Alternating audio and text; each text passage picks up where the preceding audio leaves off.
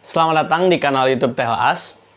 Dan judul video ini tidak akan clickbait karena memang akan membahas tentang sebuah perencanaan kematian.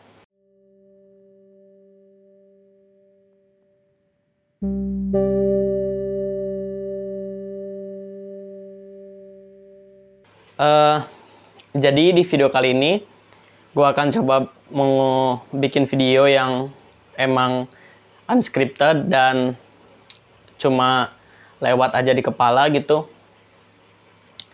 Karena gue pikir buat ngebahas sesuatu yang mungkin suatu saat nanti gue bakal lihat lagi, itu kalau misalnya dipotong-potong dan disajikan secara sempurna gitu dalam segi visual, kayaknya bakal berpotensi untuk menghilangkan atau mengenyampingkan beberapa hal yang sebetulnya penting buat dibahas gitu. Terutama di video-video yang modelnya kayak gini gitu, monolog. Jadi gue ngomong sendiri di depan kamera berusaha ngejelasin apa yang ada di kepala gue terkait judul ini. Nah, jadi maksud dari rencanakan kematian di sini adalah bahwa segala macam rencana yang kita bikin di dalam kehidupan, di dalam sekolah, di dalam bisnis, itu direncanakan secara baik gitu. Kenapa judulnya rencanakan kematian?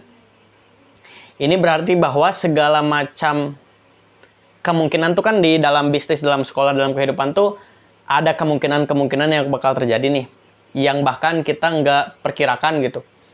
Nah, dengan adanya judul rencanakan kematian, kita itu merencanakan segala macam kemungkinan yang bakal terjadi nyampe ke kemungkinan-kemungkinan kecil, juga ke kemungkinan-kemungkinan yang buruk yang sebetulnya kita juga gak menginginkan itu gitu.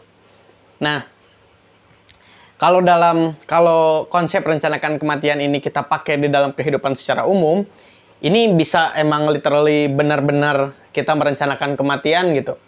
Kayak misalnya sekarang kalau gue sendiri itu kan kuliah ya sekarang. Nah, term merencanakan kematian di dalam kehidupan tuh bisa gue pakai buat mau kayak gimana sih gue meninggal dalam kondisi apa sih. Meskipun ini absurd ya berusaha mengendalikan kematian, tapi sebetulnya dengan adanya rencana kematian yang dipakai dalam konsep hidup kita sehari-hari, kita bakal bertanggung jawab dan nggak main-main gitu di dalam hidup. Ya bisa jadi kita menghindari dosa setiap harinya karena kita nggak mau mati dalam keadaan itu gitu. Nah, kalau misalnya kita benar-benar nih nerapin konsep rencanakan kematian di dalam kehidupan secara umum, kita bakal hati-hati dalam melakukan segala sesuatu di dalam hidup, juga memilih berbagai macam pilihan yang tersedia di dalam hidup gitu. Jadi kita nggak main-main kalau kita tahu bahwa kita nggak pengen berada dalam situasi tertentu dalam kematian, dan kita pengen berada dalam situasi tertentu dalam kematian. Tentunya situasi yang baik ya.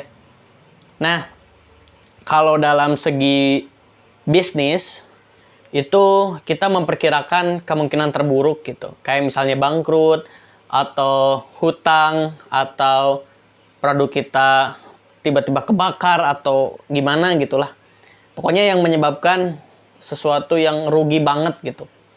Nah, dengan adanya konsep rencanakan kematian, kita jadi nyiapin nih sejauh mana sih persiapan kita terhadap kemungkinan terburuk gitu. Kalau misalnya produk kita kebakar, kita udah nyiapin dana pengganti. Kalau misalnya kita berada dalam situasi yang tidak terkendali, sakit, atau kena musibah, kita udah nyiapin orang buat ngeran atau menjalankan bisnis kita gitu, dengan mempersiapkan berbagai macam catatan administrasinya gitu. Jadi bisnis kita tetap bisa jalan. Nah, itu konsep merencanakan kematian di dalam bisnis. Yang ketiga adalah konsep rencanakan kematian di dalam pendidikan. Karena gue sendiri sekarang masih mahasiswa gitu, masih dalam tuntutan pendidikan. Jadi konsep ini bisa dipakai buat lo semua yang masih dalam bangku SMA, SMP mungkin, atau kuliah, dalam menghadapi nilai gitu. Jadi, atau dalam menghadapi change kesempatan untuk beasiswa. Nah, dengan adanya konsep rencanakan kematian, kita nggak bakal stuck di satu kesempatan gitu. Misal ada open admission atau pendaftaran beasiswa gitu, dan kita daftar terus kita gak keterima. Nah biasanya usia-usia kita nih yang emang lagi nyari jati diri itu ngerasa gagal di langkah pertama. Nah solusinya kalau misalnya kita pakai konsep rencanakan kematian, kita bakal tahu nih bahwa kita gak bakal berhenti di kesempatan pertama dan berusaha nyari kesempatan lain gitu. Intinya, nah itu 3 konsep tadi ya, ada dalam rencanakan kematian dalam kehidupan secara umum, terus rencanakan kematian dalam konsep bisnis, dan rencanakan kematian dalam konsep pendidikan. Nah,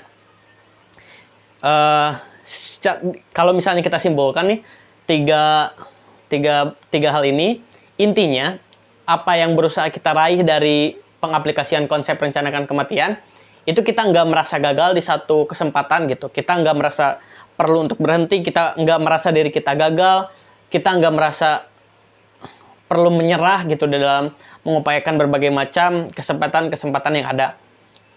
Jadi ketika kita tahu bahwa ada kemungkinan yang buruk bakal terjadi, maka kita tahu nih cara menyelesaikannya kayak gimana. Nah agak sulit memang kalau misalnya kita pengen membedah kemungkinan-kemungkinan terburuk yang bakal terjadi, karena entah kita takut atau bimbang gitu, gak mau memperkirakan sesuatu yang buruk. Ya itu emang wajar terjadi ya, tapi mau nyampe kapan gitu, mau nyampe kapan kita takut untuk menghadapi kemungkinan buruk yang emang bakal terjadi, daripada kita nanti ngerasa gagal terus berhenti gara-gara cuma pengen merasakan keamanan semu gitu, atau kenyamanan semu. Tentunya mubazir gitu, padahal kita tahu bahwa ada kesempatan yang lain yang bisa kita usahakan gitu. Itu aja buat video kali ini. Semoga bisa kepake buat lo semua dalam menjalani kehidupan secara umum, menjalani bisnis, dan menjalani pendidikan.